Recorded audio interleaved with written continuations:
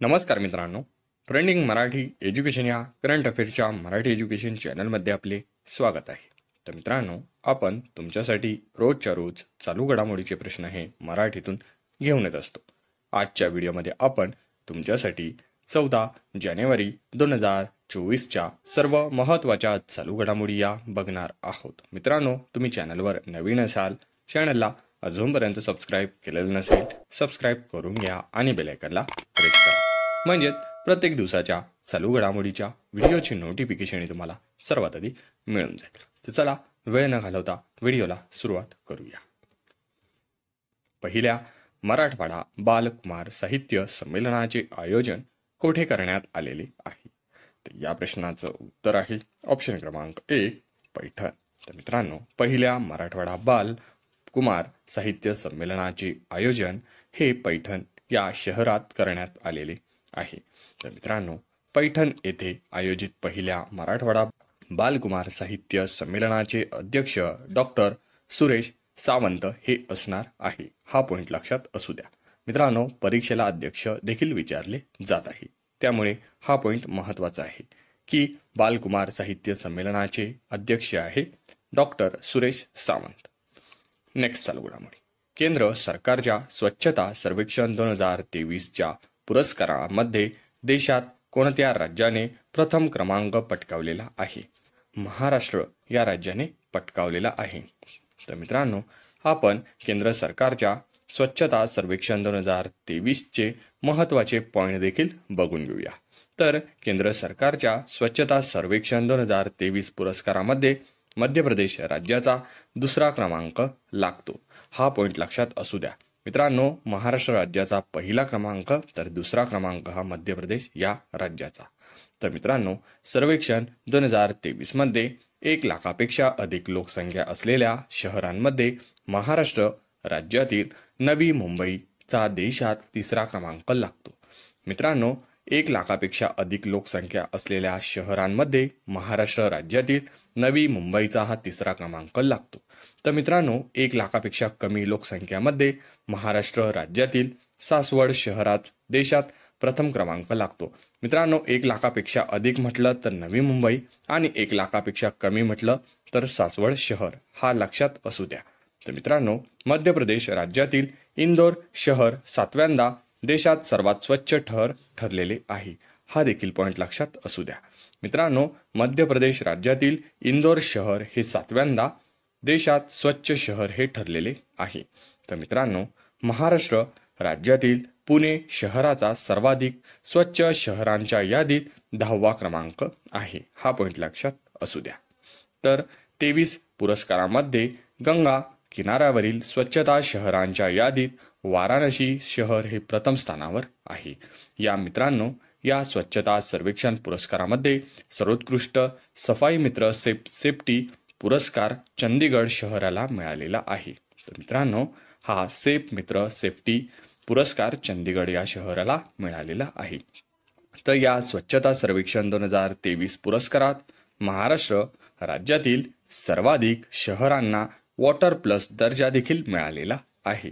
केंद्र सरकारच्या स्वच्छता सर्वेक्षण 2023 पुरस्कारामध्ये सर्वोत्कृष्ट स्वच्छ राजधानीचा पुरस्कार भोपाळला मिळालेला आहे. हा देखील पॉईंट लक्षात असू द्या. मित्रांनो, हे सर्व पॉईंट तुम्ही आपल्या करंट अफेअरच्या नोटबुकमध्ये नोट डाऊन करून ठेवा.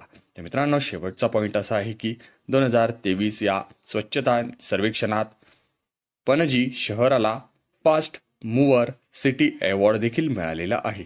हा देखील पॉईंट लक्षात असू द्या. नेक्स्ट चालू घडामोडी. जगातील सर्वात प्रभावशाली पासपोर्ट 2024च्या यादीत किती देशांनी सर्वोच्च स्थान हे पटकावलेले आहे? तर मित्रांनो, या प्रश्नाचं उत्तर आहे ऑप्शन क्रमांक 3 6. या जगातील सर्वात प्रभावशाली पासपोर्ट 2024च्या यादीत 6 देशांनी सर्वोच्च स्थान हे पटकावलेले आहे. तर मित्रांनो, या पहिल्या 6 देशांमध्ये अमेरिका देशाचा समावेश नाही. हा पॉइंट लक्षात असू द्या. मित्रांनो, या 6 पहिल्या देशांच्या यादीत अमेरिका देशाचा समावेश नाही आहे. हा पॉइंट लक्षात असू द्या. तर जगातील सर्वात प्रभावशाली पासपोर्ट 2024च्या यादीत भारत देशाचा 80वा क्रमांक आहे। तर मित्रांनो हा 24 मध्ये 80वा क्रमांक होता। तर मित्रांनो आपण मागच्या वर्षी म्हणजेच 2023च्या यादीत भारताचा 83वा क्रमांक आहे, तो आता कमी होऊन 80वर आलेला आहे। हा देखील पॉईंट लक्षात असू द्या। तर 2024च्या यादीनुसार भारतीय नागरिक 62 देशात व्हिसाशिवाय प्रवास करू शकता। हा देखील पॉईंट लक्षात असू द्या। मित्रांनो आपण 62 देशांमध्ये व्हिसाशिवाय जाऊ शकतो।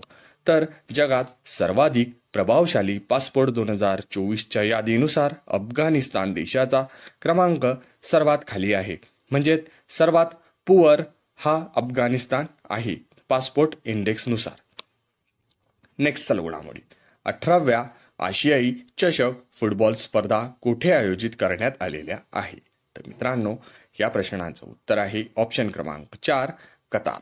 कतार या ठिकाणी 18व्या आशियाई चषक फुटबॉल स्पर्धेचे आयोजन हे करण्यात आलेले आहे। तर मित्रांनो कतार येथे आयोजित आशियाई चषक फुटबॉल स्पर्धेत एकूण 24 देशांचा समावेश हा असणार आहे। हा देखील पॉईंट लक्षात असू द्या। नेक्स्ट चालू घडामोडी कोणत्या ठिकाणाच्या हनुमानगढी बेसन लाडूला GI टॅग प्राप्त झालेले आहे? तर मित्रांनो या प्रश्नाचं उत्तर आहे ऑप्शन क्रमांक 1 अयोध्या। अयोध्या या ठिकाणच्या हनुमानगढी बेसन लाडूला GI टॅग हे प्राप्त झालेले आहे। नेक्स्ट चालू घडामोडी केंद्र सरकारच्या PM घरकुल योजनेत शहरी आधुनिक तंत्रज्ञानाचा वापर करून घरे बांधण्यात महाराष्ट्र राज्याचा कितवा क्रमांक आहे? तर या प्रश्नाचं उत्तर आहे ऑप्शन क्रमांक 2 दुसरा। मित्रांनो केंद्र सरकारच्या PM घरकुल योजनेत शहरी आधुनिकीकरण तंत्रज्ञानाचा वापर करून घरे बांधण्यात महाराष्ट्र राज्याचा दुसरा क्रमांक लागतो। तर केंद्र सरकारच्या PM घरकुल योजनेत आधुनिक तंत्रज्ञानाचा वापर करण्यात आंध्र प्रदेश राज्यात प्रथम क्रमांकावर आहे। प्रथम क्रमांक विचारला तर आंध्र प्रदेश, दुसरा क्रमांकावर विचारलं तर महाराष्ट्र, हे 2 पॉईंट लक्षात असू द्या। नेक्स्ट चालू घडामोडी भारतात 12 जानेवारी हा दिवस कोणता दिवस म्हणून साजरा करण्यात येतो? तर मित्रांनो आपण 12 जानेवारीला ऑप्शन क्रमांक 3 राष्ट्रीय युवा दिन हा साजरा करत असतो।